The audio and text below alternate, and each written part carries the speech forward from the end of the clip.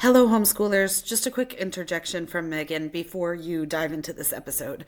If you're watching on video, forgive me. I have a wicked cold and I look and feel terrible. So please, I'm not my normal self.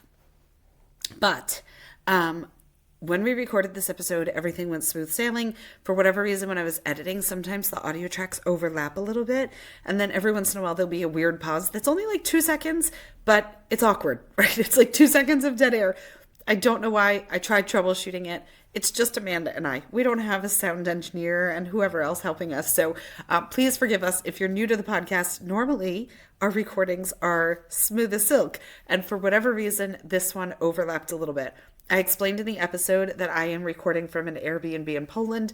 If I had to guess, it might be my Wi-Fi that messed it up. So I do apologize for any hiccups in the recording where sometimes it sounds like we're talking over each other. We're not, I promise. But it might be a little bit wonky here and there. But there's great content in this episode, so please forgive us and please stick with us. And hopefully next week, smooth sailing again.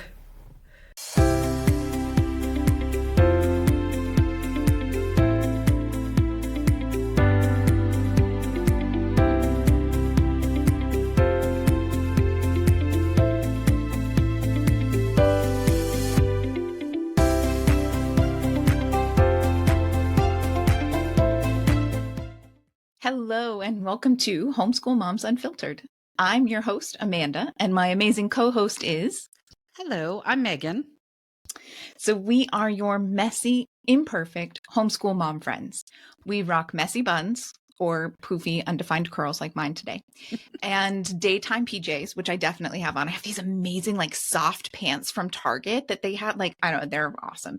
I'm really happy with them. Anyway, we believe no human is illegal. Science is real. Love is love. The list goes on and on. These are just a few of the ideals that we infuse into each of our respective homeschool journeys.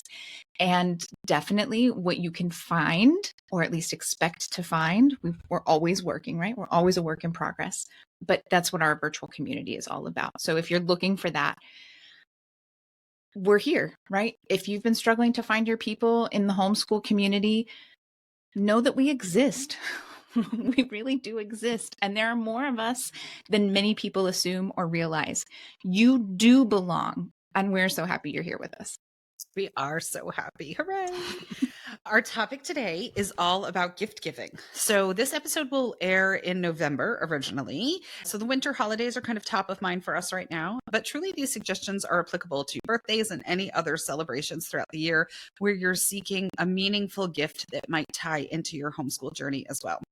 And P.S., this is a great time to take a second and share this episode with grandparents, aunts, friends who've already started asking you, like, what does Johnny want for Christmas this year? If you're overwhelmed with the thought of people filling your house with a whole bunch of stuff and you're like, where am I going to put all this stuff and all the parts and the pieces and all that? That is not what this entire episode is about. We've got some really great minimalist experience type ideas for you. So I'm pumped to jump in and see what we've got going on this week. But first, we kick off all of our episodes with a kind of a daily dose or a weekly dose of realness and kind of what's going on in our respective homeschool lives. So what's up in your world, Amanda? You know, I feel like same old, same old. I'm tired.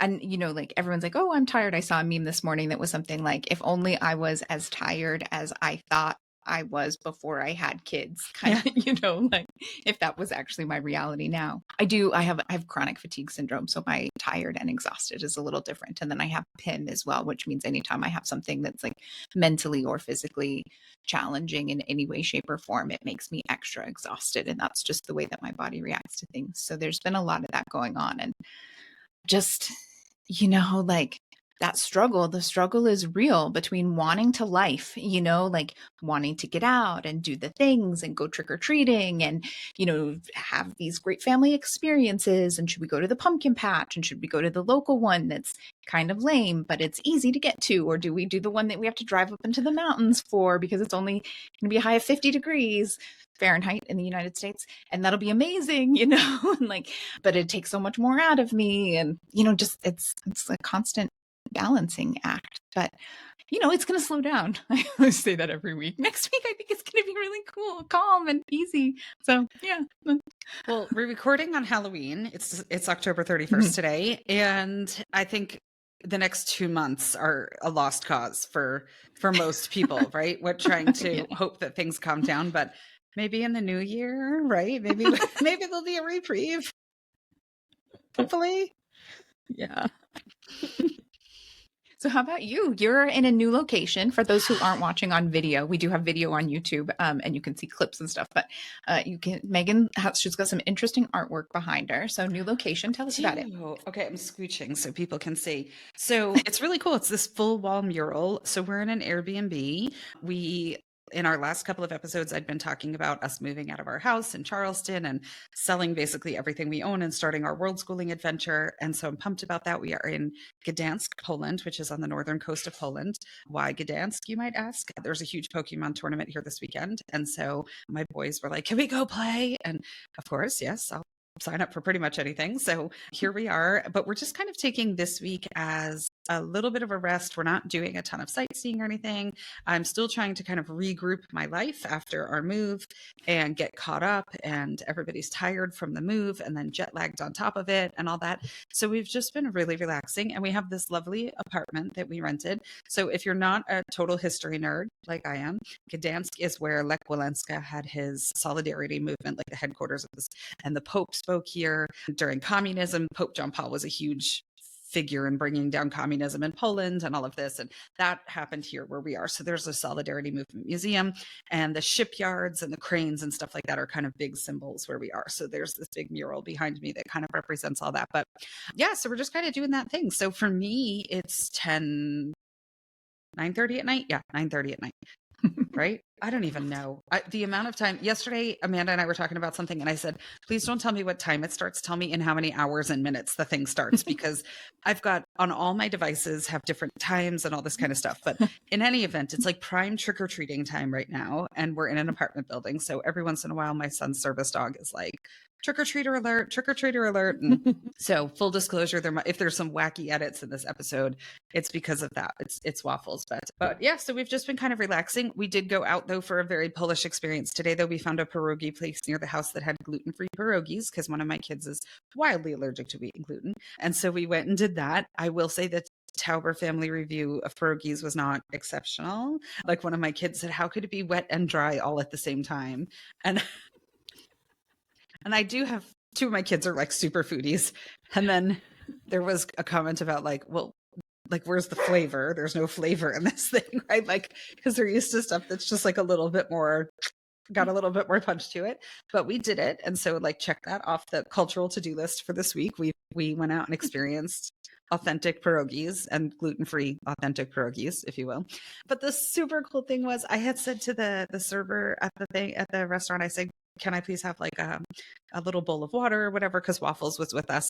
And she said, we have a dog menu. And they had a full dog menu. They had a beef option, a turkey option, a chicken option, and a lamb option for dogs. And so she got the turkey. It had turkey and carrot and sweet potato and all kinds of stuff and spinach. And they put ice cubes in there for added crunch. And it was a whole thing. So she was a happy camper. We all had fun. So yeah, but it was good. I'm excited to dive in today and chat about gifts and all sorts of good stuff. It feels good to finally, after weeks and weeks of saying like, we're almost done with our move. We're almost done with our move. Like, we're out, right? Yeah. So it feels good. Yeah, that's it. And you're doing a little bit, I mean, you definitely have things going on, but you're doing a little bit of a more slow travel version. It's not completely slow. You're not doing the like 6 months in one place kind of travel that some people talk about, but your life is slowing down. And I find that even if I have things I have to do or places we're going or things like on the agenda, if we're overseas somewhere, it removes like a lot of those just everyday things that are time sucks, right? You know, and so like it does free up your time a little bit. So hopefully you'll feel that freedom here soon. Yes, here's hoping. I'm still trying to get caught up on some stuff, and it's just, you know, silly things like, I mean, they're not silly, but they're just kind of like little administrative things, right? Like we left South Carolina. Our technically our home address in the US is in Florida. So I'm getting my kids established as homeschoolers in Florida and like, all that kind of stuff. It's like scan this document, send it to this person, get this confirmation. So I'm still kind of doing that. And then like little stuff like switching our car insurance over to Florida and canceling our homeowner's insurance on the house we just sold. So it's like all that kind of stuff is my time suck right now. But like the list is getting shorter. So the end is in sight. Yeah. Yeah, for sure. Yeah. All right, so let's go ahead and get into it. So we're talking about gifts, and like Meagan said, we thought of this because we're heading into the kind of end of the year. So you've got whatever you choose to celebrate or not celebrate, right? The end of the year is a popular time for trying to come up with gifts for people, whether it's Hanukkah gifts or it's Kwanzaa gifts or it's solstice gifts or Christmas gifts.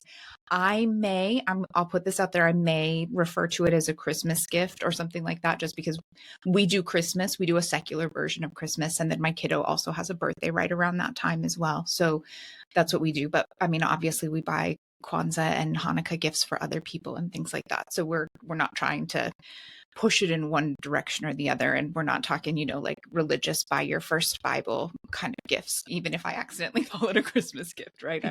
I'm the Santa and Buddy the Elf version of Christmas. Yes, I know. Well, and that's the great irony is that we're Jewish and we love elf and Santa and like all that kind of stuff too, And it was funny because one time I said to the rabbi, I said, we have a Christmas tree. And he goes, is there a baby Jesus in a manger under it? And I was like, no. He's like, then enjoy your tree. Like he was like, whatever, like it's just a tree, So yeah, so I totally agree. Yeah, there's so much fun in the commercial Christmas entity. I mean, it's just become such a thing that it's a good time, even if you're not doing the religious component of it. Yeah. And I'm going to Europe, so I'm going to drink all the mulled wine, which is a really important part of Christmas there. So I'm not sad. But it kind of is a perfect segue into talking about experience gifts, right? I don't know a parent out there who wouldn't love for someone in their family to actually pay for the membership for all of the many things that they would like to go do. So one example, we have talked about this in earlier episodes, but super popular, super common thing that all families like, but homeschool families especially, children's museums. Children's museums can range. There are some that are really good for the before they start school crowd. There are others that go, well through elementary school. There are some that have just great exhibits for kind of all ages and that will really intrigue your up through your high schooler. But, that thing, definitely check into it. We're coming into that time of year where lots of those places will have their Black Friday sales or maybe their Cyber Monday sale.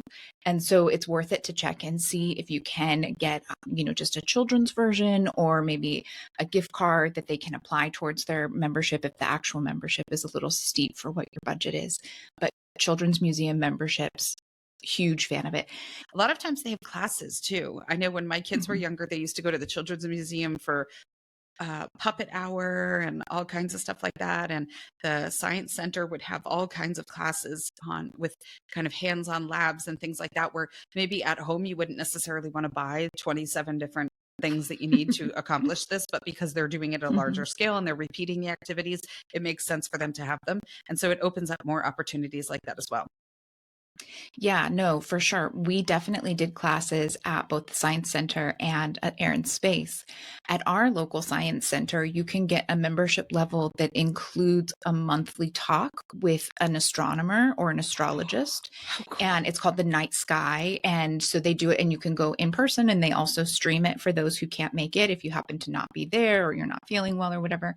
But I mean, talk about a super fun thing that is appropriate for all ages. I know in our house, my husband and I have definitely used it as a date night where we just, we each open a beer and we listen and we learn something new and they talk about some new black hole they've discovered or, just such interesting things. And that's part of a membership, right? You just have to look at the different things that they're offering, the different levels. So many great options that are available at science centers, museums, things like that for sure. Yeah. Okay. Botanical gardens are another one. Do you have a nice botanical gardens by you, Amanda? I would assume you somewhere nearby. I would assume so too. Not on your list so far, right? I am certain I've heard about a really nice botanical garden or five. And so if you can't tell, they're not really my jam. Actually, one of Winston's spelling words this week was arboretum. And every time he gets to it, he's like, "What is that again?" I'm like, "It's like a botanical garden for trees." And he's like, "Ah, yeah." Also not on his hit list then, right? Yeah, I know. We enjoy the botanical gardens. We had a really nice one when we lived in North Carolina, a really terrible one when we lived in Texas. There's an amazing one in Atlanta that we loved. We had an annual pass for that one. Oh my gosh, they had this, the thing from Moana where the island looks like a person and that whole thing. Mm. They had like this huge installation that was a fountain over this water piece that looked like that, but it was all done out of greenery and everything. And they would do these topiaries that looked like dragons and all kinds of stuff. They were super cool. And there's usually a playground and a splash pad and stuff like that at the ones that we've been to. Not the terrible one in Texas, but the others. So the one in Texas, my son called the Botanical Gardens because he was like, this is just like dirt and cactus. And I'm like, yeah, I know it does kind of stink, but some of them are amazing. And again, a lot of times they run classes. So it opens up educational opportunities as well, which is cool. Yeah. So nice. All right. So this next one, are you skiers, Amanda? Like we kind of compiled our list together and I was like, oh, I'm not sure if Amanda's family does that thing. So we are not big skiers, though actually in just a couple weeks, we're taking a week ski vacation. So this is a perfect one, right? Lift tickets. Lift tickets are freaking expensive. Ridiculous. And so, yeah, if you can, again, these are one of those things. There's the Black Friday sales, the Cyber Monday sales. Sometimes there are local ones. Like I know there's like a SoCal lift ticket deal that they have been advertising where you can get into like each place in the state or like within kind of driving distance one time for this like really discounted price with this one specific ticket. So there are lots of different options. It's definitely worth looking into. And if you have family who like to do this, by all means, I think it's great and a lot of fun. I don't know if they do this everywhere, but like when we lived in North Carolina, we had homeschool ski days, which were great. If you think about it, these resorts are not making a ton of money when school is in session because people aren't vacationing and kids are in school. So even local kids aren't coming until after school hours if they're on ski teams or whatever. So they would do during the day from 9 to 3, and it would be a way for them to make money when no one else was available except homeschoolers. And it would be, I think it was like $35 or $25, and it was a 2-hour lesson and a lift ticket and equipment rental or something. It was next to nothing. So it was App Mountain, right? Appalachian Mountain, which is like not like if people are listening who ski in like real snow and real places, they'll be like, really? I lived in near Appalachian Mountain. Yeah. Yeah. So it's not like real. Yeah. I mean, it's not amazing, but it's a great place to learn, right? For kids, It's a great place to learn. Yeah. And it was local. And for us, it was inexpensive and we could pop over there fairly quickly and easily. And so I was able to get a pass for my kids. It was only valid when school was in session. So it wasn't specifically a homeschool pass, but we called it that. And it was $35 for the entire season at App Mountain. Wow. I know. And you can't even pay to park at our ski resorts for that price. I know. It's bananas. I've never seen it anywhere else, but you never know depending on where you live. And, or maybe there's plenty of people that are listening who run a homeschool co-op or, in South Carolina, we have like accountability associations and stuff like that. If you have a group where you've got some sort of buying power and you could approach them because they're not making any money during the week. They're more than happy to get concession money out of you and rental money out of you and all that kind of stuff if your lift ticket is discounted. So you never know. It's worth asking. Yeah. So there are definitely ways to ski on a budget. I will say skiing and combination skiing, snowboarding, my kids do a mix of both between them, is the only thing that I will sit through those god awful timeshare presentations for when we go to, it's like, I can't, but like eventually if you don't sign up at the beginning of that, they'll hound you and come to our thing. And they just keep increasing the number of lift tickets that they'll give you. And so I tell my kids all the time, I'm like, you owe me big time for those lift tickets because I hate going to those things, but there's always a way. And if you're listening to that whole thing being like, we can't afford groceries right now. If you missed our world schooling episode, Amanda's a big points hacker for travel hacking and points and stuff like that. And neither one of us spends a fortune to travel. Like we are We are budget travelers, and we're more than happy to help you figure out how to travel on a budget as well. If that's something that you're interested in, you can come to our Patreon Q&As and stuff like that and pick our brains all you want on how to see the world on a budget. So don't be intimidated. Yeah, that's it. In a couple of weeks, we're doing a week ski vacation. We're doing it over the week of Thanksgiving, and we're staying in a 1-bedroom hotel room. I booked one that specifically I'm like, I want a fireplace because I don't ski or snowboard. The couple times that I've gone, I've dislocated something every time I've gone. We're not friends. But I wanted ski in, ski out. I wanted a really nice outdoor seating area, like a balcony or something. I wanted a fireplace because I'm like, if I have to be there all week, stuck, reading and whatever, I have visions of curling up with a comfy, fluffy blanket and reading while they're out playing in the snow. I paid not a dime for our hotel room, right? The entire time. It's all on points. And yeah, I'm very happy to save that $2,500 that I should have been paying for the room, right? There are definitely ways to do it where it doesn't cost a fortune.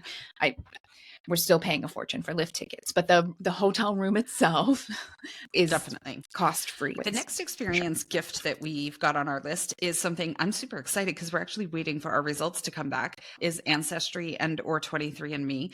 Now, I watched, before we decided on which one to do, I watched a ton of videos on YouTube about comparisons between the two, which one is better.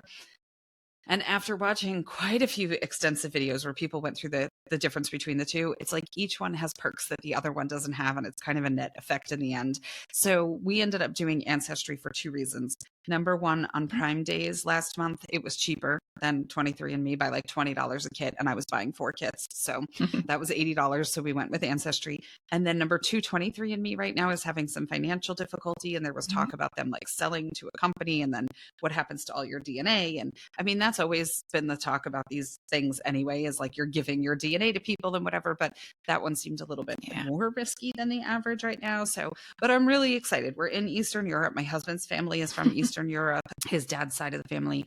And so I thought before we go, let's spit in this tube and send it off and see what we get back. It'll just be a little bit more meaningful. But I think that would be fun because you can literally go into this whole thing about, family history and geography, and explore cooking and explore the history of the times that your families might have migrated and why did they travel and all that kind of stuff. So those will be on sale for sure on Black Friday. I was originally going to wait for that. And then Amanda was like, it'll be on sale on Prime Days. And I ended up waiting for that. And it was ridiculously discounted on Prime Days. Yeah.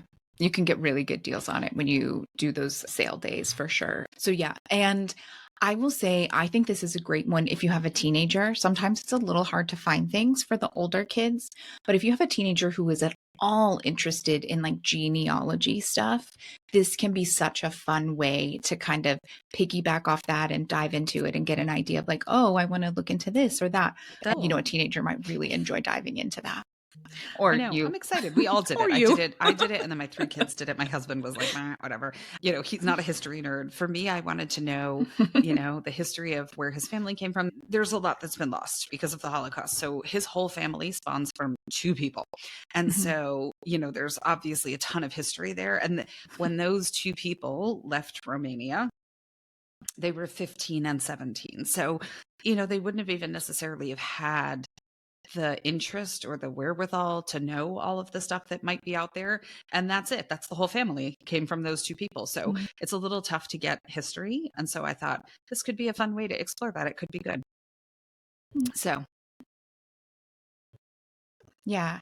I know for me in my family, the family story was always that we had been here, kind of forever, as long as white people have been in the United States, my family had been here. And it was kind of always one of those yeah, I mean, maybe there's some truth to that. You can trace it a certain way back. But with Ancestry, it will actually show you your DNA is related to this group of settlers that came to the United States, and they started on the coast and they moved into this part. And it was 100% accurate, right? They moved into Central America, and then they moved into, northern Missouri, and like really specific stuff that showed that, yeah, like from the late 1400s and early 1500s, which was pretty cool. And then, yeah, we did some additional genealogy stuff with it too, about some interesting things. So yeah, I think that's a fun one. So another one is adopt an animal, right? These can be really fun. And I do think that they're really fun. I'm going to urge you to do a little bit of research before you adopt an animal, because some of them are far more cringy and exploitative than actually helpful. But there are some really great ones. Like, I know for a fact that there is kind of like an adopt an animal version for South African penguins through a really great organization in South Africa that helps protect the penguins there. I know zoos can be a little problematic, but I also know that San Diego Zoo, they put a lot of work and effort into programs around the world, and they're doing a lot of really cutting edge science with trying to bring back extinct species using IVF and surrogates and all of this kind of stuff. So, you know, something like that might be good. And especially if you have a younger kiddo, a lot of times when you adopt an animal, you get a stuffed animal that looks like it, or you have some kind of a tracking thing where you can see the animals like migrating and things like that, which are great, right? I mean, it's fun and you're teaching civics and social responsibility and these kinds of things, but you can also turn that into a geography lesson. You can talk about science with migration patterns and things like that. There's loads you can do with that. And they get a stuffy out of it. I mean, a lot of kids love There's usually pictures and all kinds of stuff that comes with it. So yeah, if your kiddo has an animal that they're particularly passionate about, or if they're passionate about conservation, there's options for you to kind of create that financial support for their interest, but then also create that tie to the animal as well, which is pretty cool. Yeah. Another one I'll throw out there are Outschool gift cards. If you're not familiar with Outschool, it is a great resource online. There are over 140,000 classes on the website, I think, which sounds really overwhelming, but there's a lot of really great filters in the search catalog too.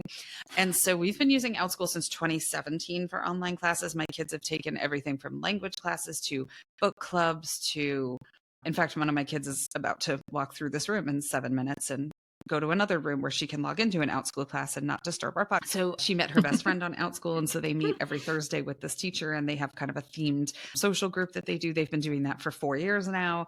My kiddo earlier was in math, biology, there's gaming classes, like literally anything you could possibly want is on Outschool. But it can be cost prohibitive for many. Completely understand. It's been a bit of a chicken or the egg situation, right? Class prices have gone up on Outschool because cost of living has gone up, and the educators who are teaching the classes need to make a living wage. But then at the same time, it's also made it prohibitive for some families. So if that's one of those things that's kind of like a treat thing for you, or, you know, you've got a long list of classes and you're trying to, you know, spread the budget to cover as many as possible, it would be a great opportunity for classes. I will also say it's a marketplace. If you're not sure, like any marketplace, there's good, and then there's classes that will not be an amazing hit. If you take one class and it's not amazing, it's a marketplace, right? There's reviews, there's parent groups that you can join to ask for you can ask for questions, read the description very thoroughly, watch the teacher video before you pick a class. All of that stuff leads you to having a good experience, right? But just like anything else, there's not 140,000 amazing classes, right? There's or not amazing for you, right? There's going to be times too where a teacher just isn't a good fit for your kiddo. If you're ever looking for recommendations, feel free to DM us or come join our Facebook group and ask questions and stuff. Amanda and I have both been using Outschool for a really long time, so we're pretty good at kind of sussing through the descriptions and figuring out what's there. Yeah, no. And I think the nice thing about Outschool, and there are other great online platforms as well, but this thing that's nice about Outschool specifically when talking about gifts is, say that you have an aunt or an uncle who is maybe an artist, or they are, you know, really, maybe they're a rocket scientist, whatever they are, and they would like to be able to share that with the kid. Or maybe they really like chess, but they're not around enough to be able to teach. And so they can give an Outschool gift card, and they can even say, you know, this is so you can take an art class in colored pencils or watercolor or in rocket design or aviation, airplanes, or whatever it is. And it gives them a chance to connect, and then they have something that they can talk about. So my brother has definitely done this kind of thing with my kiddo, where we'll pick a class and then they will be able to talk whether we're all together. So they're talking more like every day, or maybe not quite that often, but it gives like an extra connection point. So it's going beyond just an experience gift, but it's a family bonding time as well. So I think that's a really awesome option for kind of the aunts, the uncles, maybe even the grandparents, you know, if there's something, maybe the chess thing or something like that, where they would really want to be able to connect, but maybe they're not the best teacher for your kiddo. You need someone who's actually good at teaching kids to teach them first, and then you can connect over it, kind of thing. So yeah, that's great. So one other one that might not necessarily seem so experience membershipy, but that I think is great, is foreign currency. Now, this applies specifically if you know that your family is going to be going somewhere in the New Year's, or a lot of people like to go for holiday travel. And I just think it can be really fun for a kid to get an envelope of euros or wherever it is you're going. So some spending money, some pocket money in the actual currency where you're going. And you can pick that up pretty easily from your bank, or if you happen to be flying yourself and you're at an airport, right? Currency exchanges or things like that. I mean, you know, don't do lots of money there because it's not the best exchange rate. But if you're just getting $20 as a fun, you know, stocking stuffer or a random gift kind of thing, I think that's fun. I also think that scratch tickets are really fun, although I know technically it's illegal to give a kid a scratch ticket, but I mean, you know, come on, which one of us did not? Oh. Yeah, so those are some kind of fun things, and more, you know, like experience specific things. Although if you're getting a membership, it's going to last you kind of all year long. Our next idea is like subscription gift ideas, and there are tons of them out there, but we went ahead and picked some of our favorites of things that you can get. Many of them you can sign up for, so it's a full year subscription, but a lot of them offer maybe 3 months or 6 months. If you have a smaller budget and you're like, oh, holy smokes, that's a really expensive subscription, I can't do a whole year of that. Like, don't be afraid to look and do even just 3 months. So the first one is, this is popular. Probably everyone has heard of this, but Kiwi Crate. It's popular because it's actually really good.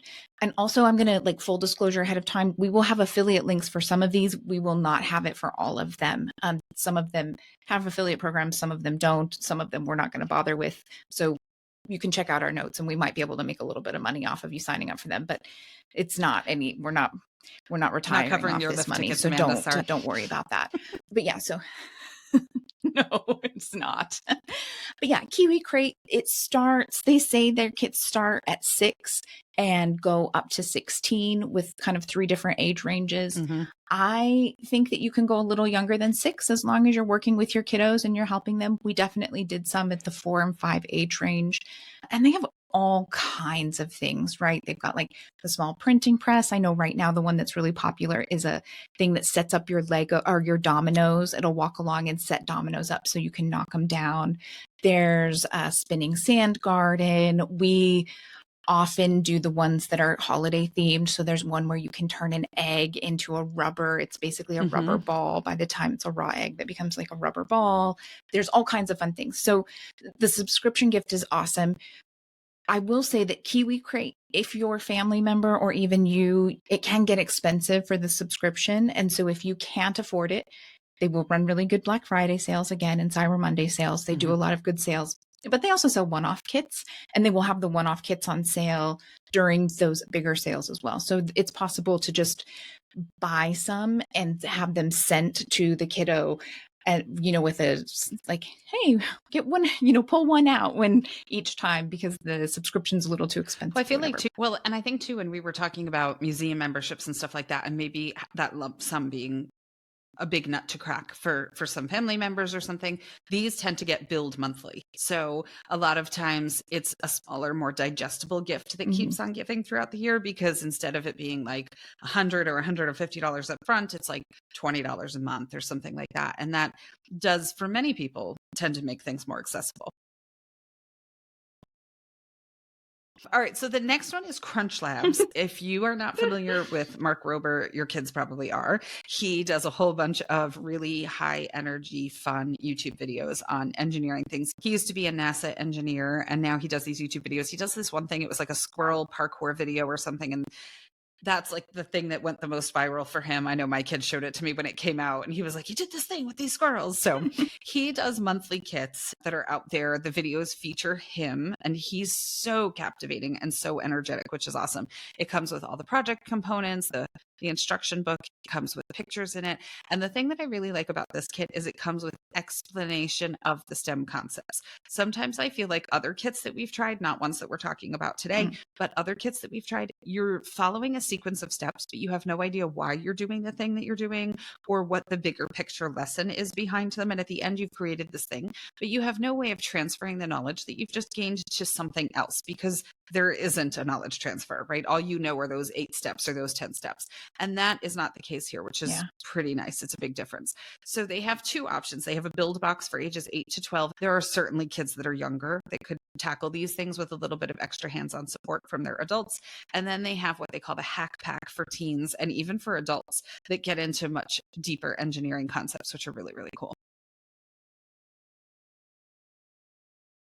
So another one, if you are wanting to use the holidays as a chance to kind of add real educational content, not so much like extra content, is Schoolhouse Discoveries. So it's a subscription thing again, and it's essentially a unit study in a box with everything that you need. So you get 8 lessons, 20 activities. It's an illustrated book. There are digital activity pages. It's great for like your hands-on multidisciplinary learner. And so if you're looking for a way to, sometimes it's like, well, I want learning toys, or, well, I want it to be something that we wouldn't normally spend money on. But sometimes you're just like, look, things are a little tight and we got to find a fun way to like gift it, but it actually be practical in our everyday life. This is an awesome opportunity for that. We've also got universal yums on our list. Super fun. I mean, it's literally just snacks and candies and things like that from different parts of the world. It's a great way to lean into geography and culture and social studies and things like that. But you get to try out some really cool snacks at the same time. Some of them are going to be a hit. Some of them won't, but it'll teach you a whole lot. You also see how overly sweet American food is compared to other countries when you try some of the stuff that comes from other countries. So interesting and fun. So universal yums is just a fun thing to do once a month. Yeah. And, I actually just today saw that they are doing an advent calendar this year. So if you're trying to figure out what to do for that, again, our family, we're not religious. We're not counting down anything, but we think it's all fun to open something, every day as you're like, leaning into the holiday spirit. And so we do different things. One year I did a kindness one that encouraged me to do like acts of service every day. And we're looking at maybe like a couples one that gives you like something to talk about each night or connect on. And Winston often gets one of the Lego ones, just different things like that. But I was like, oh, a universal yums one, that is so fun, right? Because the whole family can get into that and you can really enjoy it. And I think it was maybe like $30. So, I mean, not unreasonable at all. So definitely check that out. Another one that kind of plays into what I was talking about before, but there is something called the Coin and Currency Club. So it's online, right? You can just Google Coin and Currency Club. They have foreign coins and banknotes. It comes with a currency guide, fact sheet about the country, a postcard from that country. You can try out some cultural recipes, language lessons, flag and money stickers. Like it's a whole way to do an entire geography lesson through coins and currency, which can be really fun for certain kiddos, right? Some kiddos are not going to dig that at all, but we all know those unique little souls that are going to absolutely eat that up. So that could be a fun one to Creation Crate. I probably should have brought this one up sooner when we were talking about the other STEM ones, but that's okay. We're going back to STEM. Creation Crate. Okay.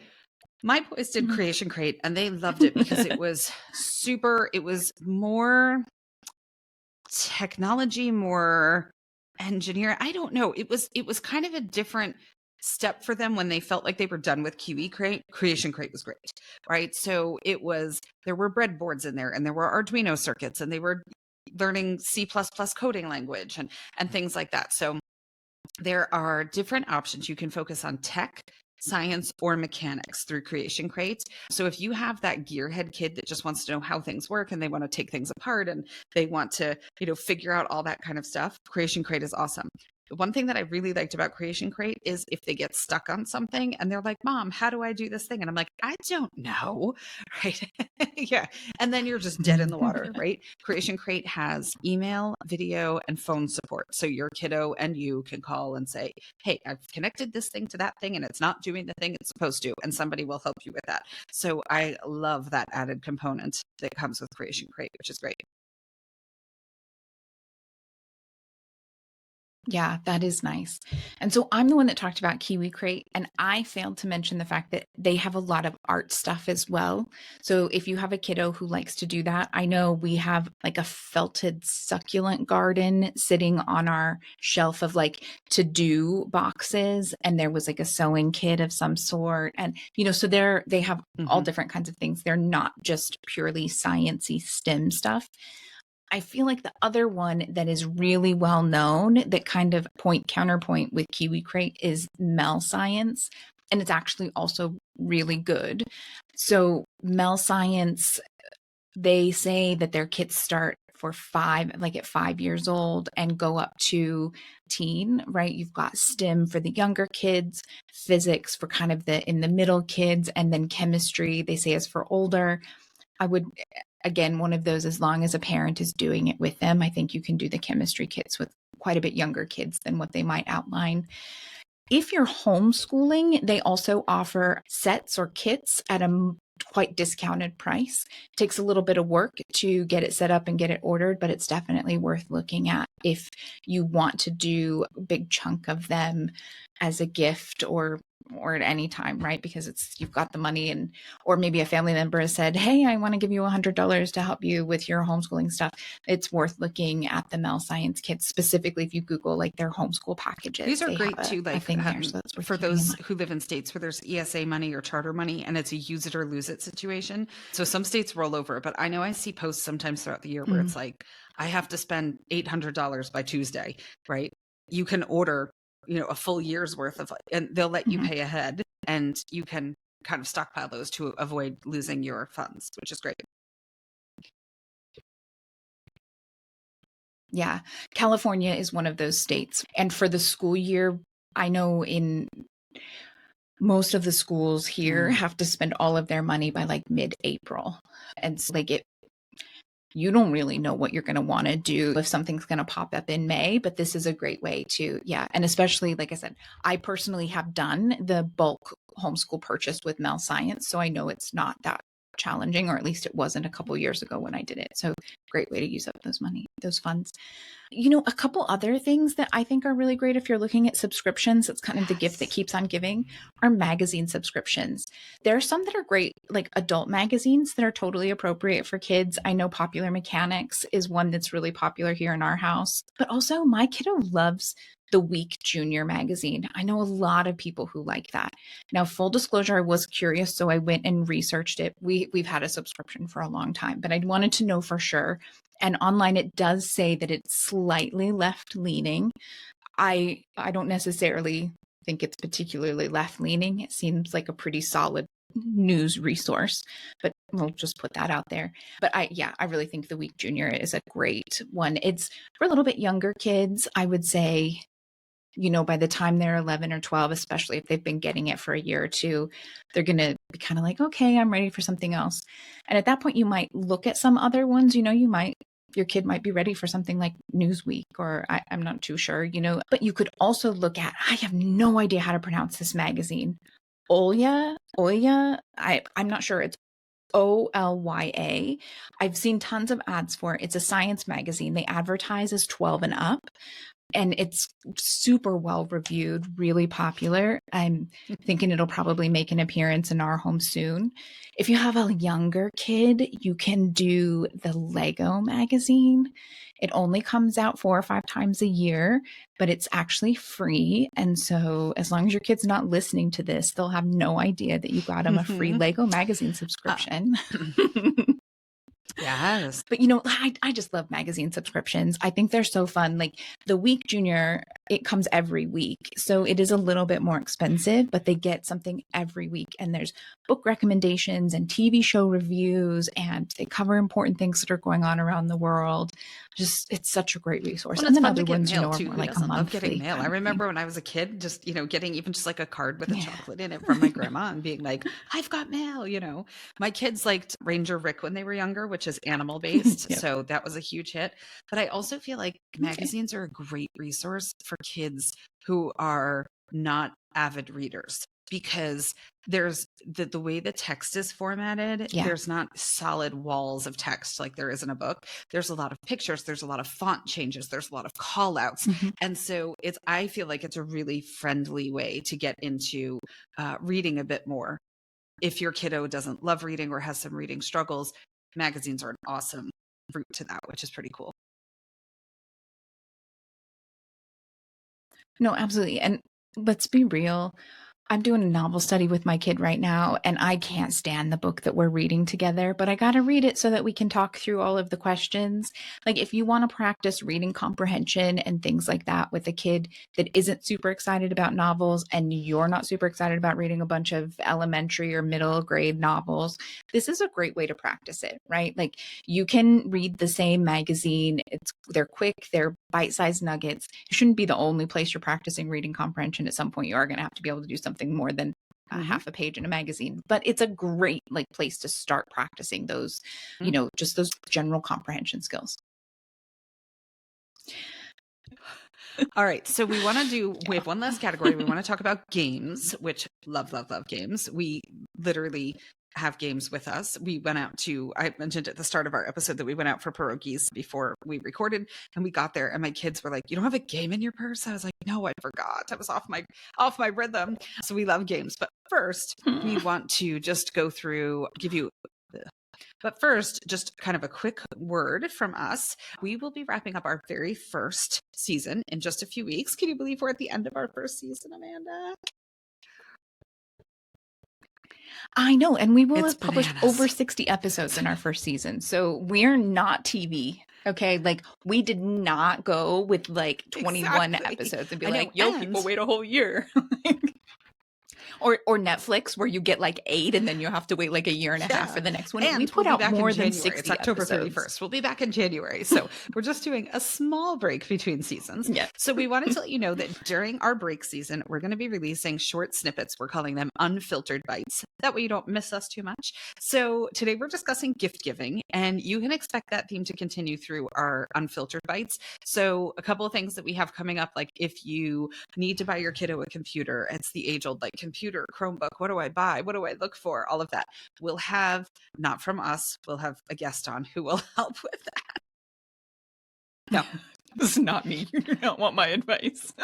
My advice is ask my husband, but you would not appreciate that.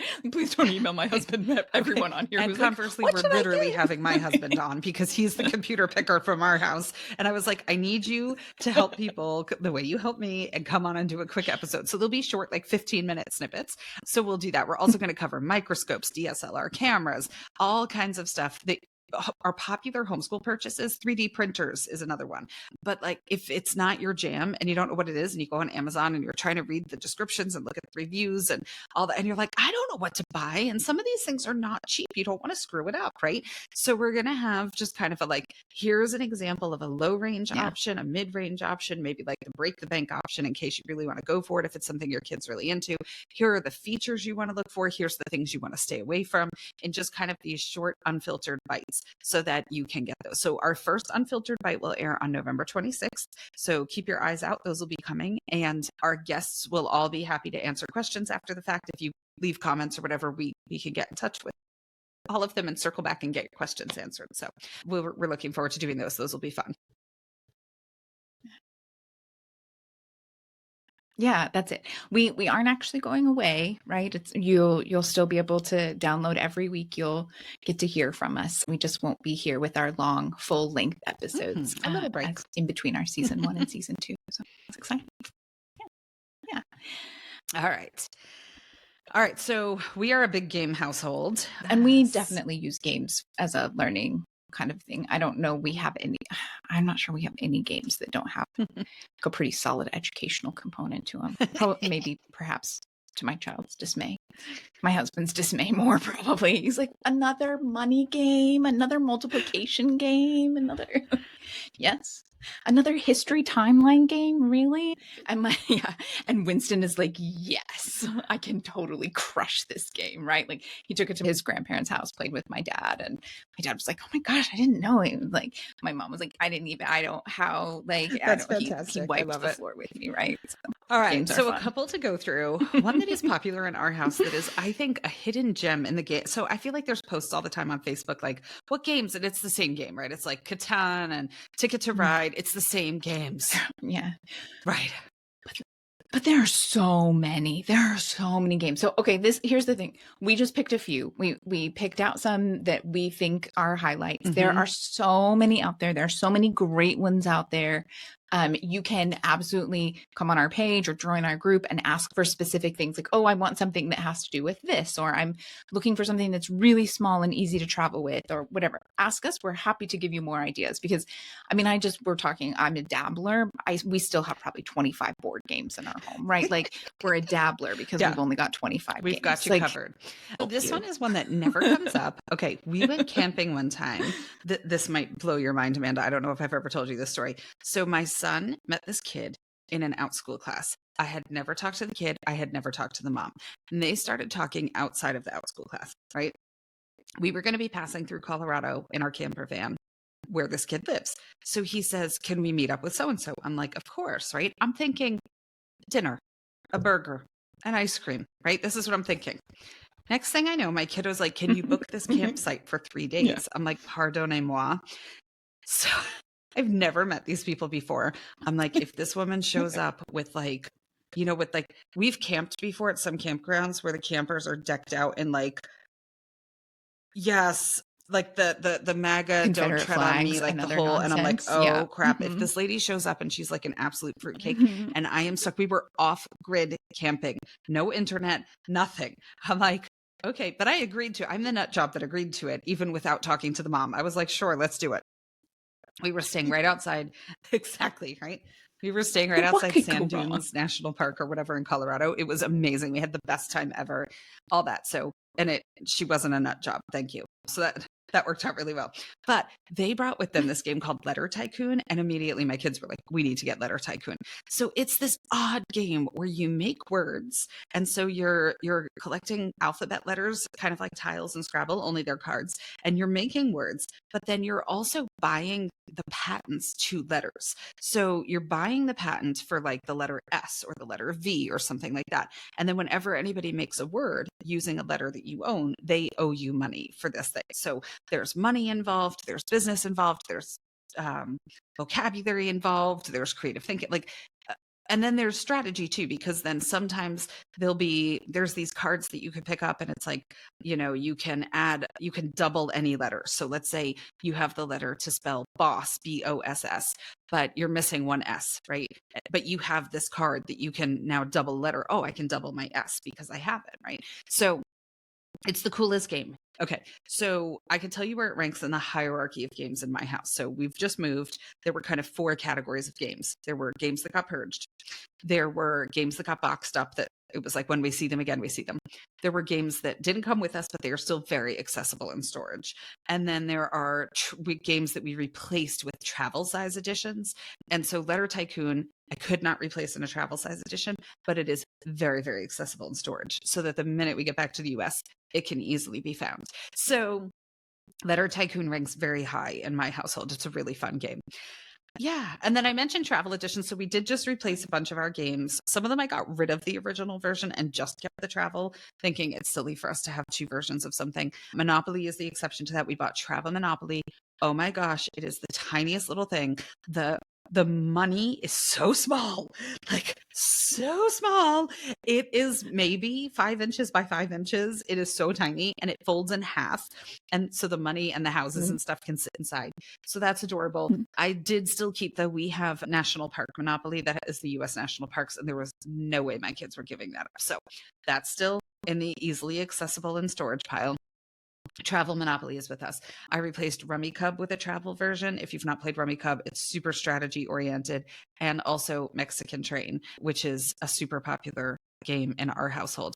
And the tiles are itty bitty. And it's really cool. They actually, the one that I bought, the travel edition, that they're dominoes, right? And so dominoes are pretty hefty. Like they're not a lightweight item.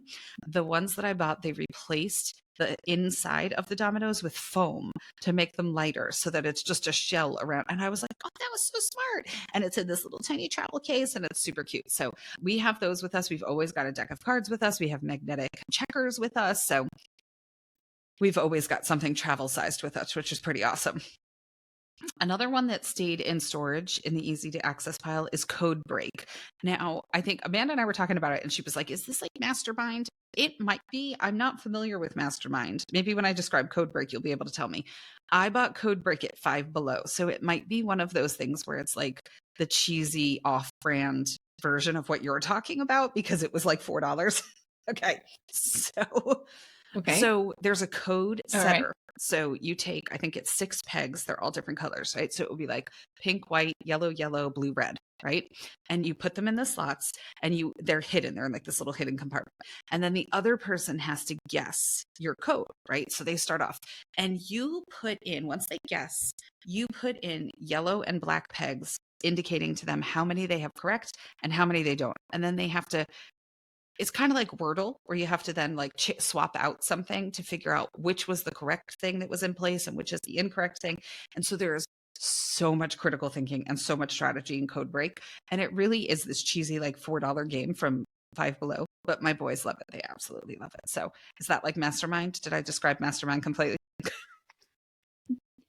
That is Mastermind, yeah. And so that's totally cool. I grew up playing Mastermind. It was called Mastermind. When I was a kid, Mastermind, Othello, and a couple others were like the main games that we played. And I feel like most of those have gone out of fashion. And so when you had typed up Codebreak, I went on Amazon because that's what I always do. And there were some versions and I was like, that looks a lot like Mastermind. And then there was another version that said like Codebreak and then in parentheses like Mastermind. And I was like, oh, maybe I don't, and so I don't know, maybe they don't, like Mastermind is too old school and like they don't even have Mastermind anymore, or maybe like Codebreak is just more affordable and so it's taken it over. But yeah, Codebreak / Mastermind. Yeah, I think I might have just had the off-brand that's a fun one, dollar store variety, and it's pretty like. Yeah. And I will say it's pretty small. It's not a particularly large game. And there are different versions that can be a little bit smaller or a little bit bigger. It would be really easy to buy like one of those cloth bags or one of those reusable silicone zip bags and put the entire game in there and travel with it. So even though they don't make a tiny travel edition, that would be an easy one to travel with too. So another one that is great for at home or for traveling, you've got those true vocabulary ones. You've got like Bananagrams. That's, I think most people know what that looks like, right? It's in a banana, zip up banana, and it's got letter tiles in it. So you have Bananagrams and it's great for at home. They've got a little kid version, they've got the regular version, and they actually have like a really challenging version I just saw when I was doing my research. And then Scrabble as well. I will say in our house, we have a Scrabble to go version, the little travel version. It zips up in a little it's not super small, but it's pretty small. And that's what we use all the time. We will travel with it, but it's nice because it's kind of like the deluxe version where the letters actually like snap into the board. So it's good when you're actually, right? I mean, if you're playing with kids or just whatever's going on. Yeah. I hate when you're playing it and like someone accidentally hits the board and everything and you're like, oh my gosh. Right. So I love the travel version because little tiles actually click in and you're good to go. So yeah, travel games, we love those. Bananagram, Scrabble, I'm sure there are others, but those are a couple of our favorites. And then we talked about this before as a great game to make sure you're introducing into your family, Trivial Pursuit. So this was brought up during our SAT, ACT standardized testing thing about how useful it is for kids to really learn just cultural facts and information. They do have modern ones, and you can get packs that are like culture from the 90s, 2000s, and 2010s. But I would really encourage you to look at either the master version or the classic version and get just more of those general like, history and like foundational pieces that I feel like a lot of people are missing these days. And it's again, it's just one of those, like when you know what someone is referring to when they make kind of an obscure reference or joke, it helps you just fit in and be able to laugh, instead of being like, hi, I don't know what that means. Oh, that's so funny. Ha, ha, ha, ha, ha. Trivial Pursuit. It's a great way to be able to kind of build on that while still having fun, right? And you can get competitive, and there's different ways, right? There are different ways to play it. You can do one-on-one, and you can do teams, we have that, and all kinds of fun. We do. We have the classic. Do you all have it? But we had that yesterday in the book club that I lead. There was a reference to the Queen of Sheba, and it was interesting because I thought to myself, even I've used that reference and I understand how to use it properly, but why Sheba? Why, of all the queens? It's a biblical reference, right? So of all the queens in the Bible and all the powerful women in the Bible, why is she the one that we say the Queen of Sheba, right? And so we ended up, my book club kids and I, we ended up going on this huge rabbit hole about why her, where does that saying come from, why did she become that saying, how is it used, and all that. And it was just this little drop in the book, she carries herself like the Queen of Sheba, and I was like, well, we really need to figure out why she's the one that we reference, right? Let's dig in. And so we had some fun with that, which was awesome. Yeah. Another one that's for a little bit younger kids, but I think is a really great one that often gets overlooked. It's from Learning Resources. It's called Money Bags, and it's all about money and currency. So kids will roll or spin, and you end up having certain amounts of money that you have to get out, right? So it might be 26 cents, or it might be $1.13, and they have to figure out those amounts based on coins that actually look like the right size and all of that. And then it's a game, right? And the first person to the end, and there's, there's the pot that you can earn sometimes and different things like that. But it's a fun way to encourage math and math through currency and all of these early skills that they need to learn, but it's boring to learn it from a textbook or a math workbook. Get a game, right? And this is just one example of lots of things that you can do like this. So if you know that you're coming into a time or an age, you've got littles, look at what the games are that are out there and available. Like I was saying, we have a multiplication game, we have an addition game, we have a currency game, and we used a lot of those when Winston was younger. Do you ever, now when you go to the store, I know so few of us pay cash, right? But when you pay for something and it's 26 cents or whatever, and then so you give some, it's let's say it's $12.26. And so you give somebody a 20, and then you go, oh, here, I have a penny. But they've already put the 20 into the computer, and you just see them freeze. They're like, I don't understand why you've just given me a penny. They have no idea I'm so what to confused do right now, And so it's the number of times they give it back to me, right? And they give you the change back. No, you don't need this. It's not that much. No, but I would really prefer that you don't give me a handful of pennies. These are skills that are missing in the real world. This will help if we can give them to our kids, that's great. Oh my goodness. Okay. So we recently stumbled upon mini Magna Tiles, which was super exciting. Magna Tiles are a super popular gift. They can be a little bit pricey though. So the mini version's a little bit better, which is nice, but they're also portable. Yeah. So how many of us as homeschool parents, you've got siblings and one sibling has the pediatrician or the OT or speech or, soccer practice or whatever. And then there's some other tag along sibling that's sitting there being like, ah. So, having these small, easy to go things, and these Magna Tiles are awesome.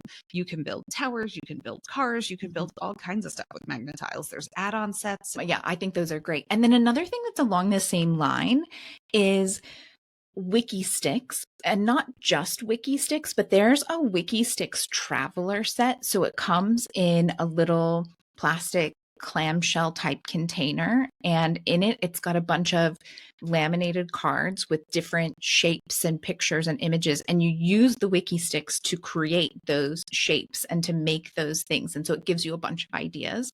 So I just think it's a really great option for, again, if you're going somewhere, maybe even just at a restaurant, or if you're going to a doctor's appointment, or if you're stuck in the car, Wikki Stix are not going to be that bad. I would try to not leave them in the car if you live somewhere warm. That could get really messy really quick, but also great on planes, great for traveling, because the set is made so little kids can do it, but I know plenty of grown-ups who are more than happy to try to build things that actually stand up, or who doesn't love an opportunity to get creative with with these. I just think they're great. The first time I ever saw them was at a restaurant that's kind of this bougie restaurant here in La Jolla, California. And you just got a little set. I was like, oh, those are really fun. And then when I found this like traveler set, I was like, oh, this is going to be like our go-to gift for so many of our friends for years to come, right? Because people don't really know of it. They don't think about it, but like the amount of hours you can get out of a single set of Wikki Stix with like some prompts and then free play and all of that. I mean, I was just going to say my kids loved those when they were little, but to your point, if you gave them a set right now,